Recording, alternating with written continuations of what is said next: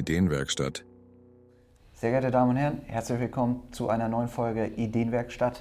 Ganz unter dem Motto EM 2024. An meiner Seite Christian Kolb. Herzlich willkommen, schön, dass du da bist. Ja, hallo. Danke für die nette Einladung. Heute haben wir Mini-Sylter dabei aus einem ganz besonderen Konzept. Und zwar haben wir Backshop Powered by Jochen neu auf den Markt gebracht. Das sind Produkte von dem bekannten Bäcker Jochen Gauss, die wir mit ihm entwickelt haben, beziehungsweise von ihm entwickeln lassen durften. Wir haben unzählige Varianten mit Tomate, Walnuss, Oliven, ein Traum vom Brot. Es macht immer Spaß, mit den Produkten zu arbeiten und ich glaube, du hast uns was ganz Feines mitgebracht.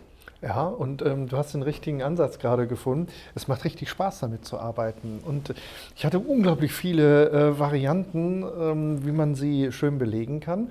Es reicht auch eine Butterstulle tatsächlich. Es reicht auch wirklich eine Butterstulle. Habe ich mir auch schon überlegt, ob ich einfach nur eine Butterstulle mache, ein bisschen Salz drüber. Dann wäre das ein kurzer Dreh gewesen. Aber ich glaube, da reicht es, wenn wir es den Zuschauern auch erklären, sagt, mach mal gute Butter drauf.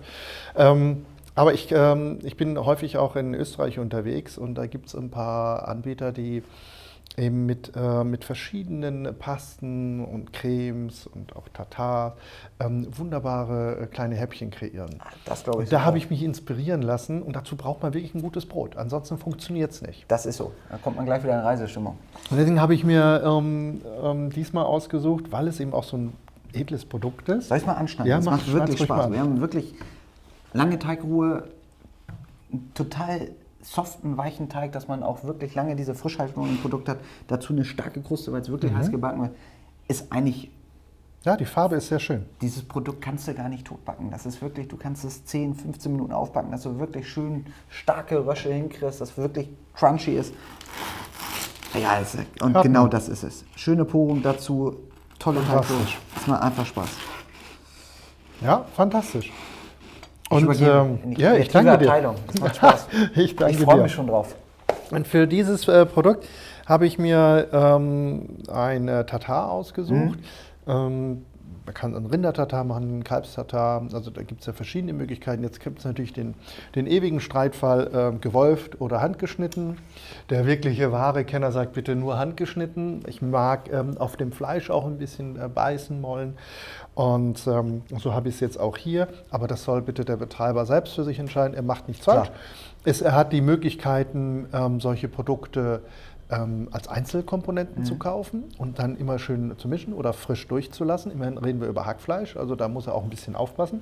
Es gibt aber auch die Möglichkeit, solche Produkte konfektioniert sogar zu kaufen. Die sind tiefgefroren und knapp... Das passt ja in unser Business, ne? Ja, weil ich muss ja auch irgendwo Schnelligkeit haben. Ja, ich bin ja auch unsicher. Ja, wenn ich draußen eine Gartenwirtschaft habe und es ist Fußball und es regnet, ja, da ist die Gartenwirtschaft leer.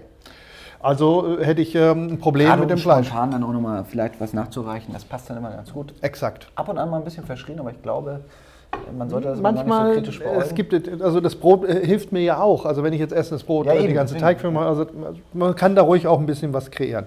Und deswegen habe ich mir gedacht, wir machen einen Rindertatar. Ich könnte aber auch Lachstatar machen, Thunfischtatar, was auch immer. Da kommen wir später zu. Kommen wir nachher dazu. Dazu eine Zwiebelmus. Creme, die sehr einfach herzustellen ist. Zwiebeln grob schneiden, Olivenöl, Salz, Ofen 180, 200 Grad ist was besser, so 10, 15 Minuten und dann pürieren. Da habe ich die Süße, die Würze, perfekt. Sieht spannend aus auf jeden Fall. Eisalat Ja. Und dann die einzelnen Zutaten, wie ich eben mein Tatar anmachen möchte oder es nur oben drauf lege, um eine gewisse Wirkung auf dem Brot auch zu erzielen. Sardelle gehört klassisch rein. Hier habe ich jetzt aber eher eine Thunfischcreme genommen. Sehr viele mögen die Sardelle nicht, weil sie sehr intensiv im Geschmack ist. Also auch da spielen, wie man möchte. Ich zeige dir mal, was ich da schon mal so vorbereitet habe, wie wir das zusammenlegen. Nehme ich ruhig mal auch diese Scheibe. Was oben drauf kommt, macht man ja auch sehr gerne das Eigelb. Ja. Wenn ich Eigelb nur verwende, habe ich das Eiweiß übrig. Ich backe das dann aus und nutze es als Garnitur. Somit habe ich keinen Verlust. Wenn jetzt jemand sagt, oh, ich brauche so oder so sehr viel Eiweiß, weil ich was aufschlage, dann ist wenigstens verarbeitet, aber bitte nicht. Na, wegschmeißen sollten wir es auf keinen Fall. So, wie fangen wir an? Als erstes Eicreme. So. Das heißt Ei über einen Eierschneider, schön in Würfelchen, einen ganz kleinen Hauch an Mayonnaise, will, Petersilie rein, Schnittlauch, was auch immer das Herz begehrt. Flach drücken, dass es schön am Brot haftet.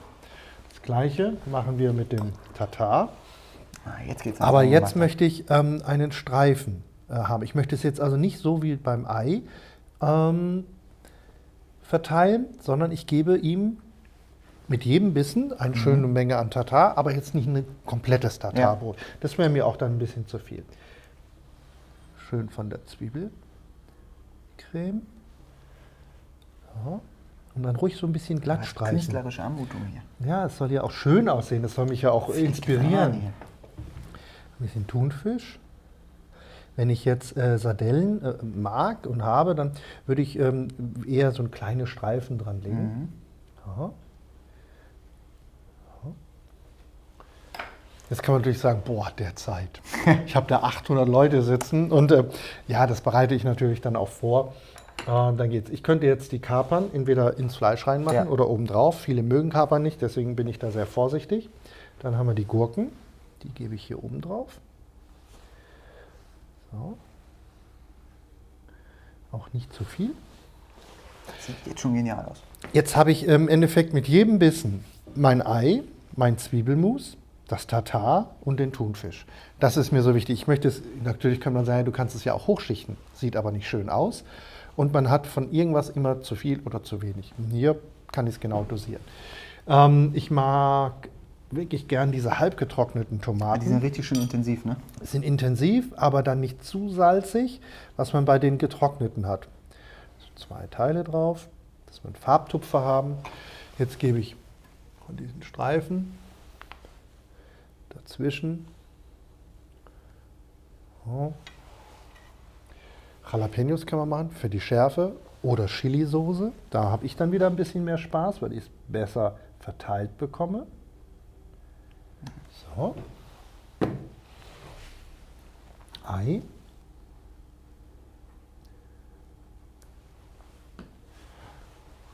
Chilifäden. Jetzt habe ich einen schönen Happen. Und das kann man auch in schnell machen. Das glaube ich gern. Dann baue ich mir meine Batterie an Brote auf und dann geht das wirklich schnell. Aber für das Zeigen ist es, glaube ich, sinnvoll, dass man mal versucht zu verstehen, warum man welche Kombination macht. Ich könnte das alles auch hier reingeben, das heißt also diese Einzelzutaten, und dann auf dem Brot verteilen.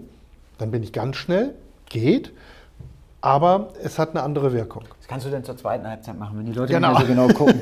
Vor dem Spiel bitte die erste Variante, nach dem Spiel können wir gern ein bisschen schummeln. Und so würde ich das auch mit dem Thunfisch machen. Hier einfach entscheiden, in welcher Stärke ich es gewürzt haben möchte. Wenn ich es stark würzen möchte, würde ich persönlich immer einen Schuss Olivenöl reingeben, Chili-Soße, Ketchup, kleinen Hauch Senf. Dann verrühre es. Ich mag die Kaper als Salznote drin und vom Geschmack.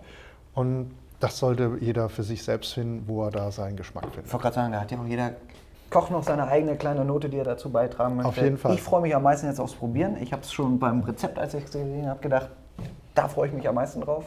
Von daher, lieben Dank dafür. Sehr gerne. Coole Idee, super Optik. Ich freue mich drauf. Kann auch nur sagen, guten Appetit, lassen Sie es schmecken. Bis zum nächsten Mal.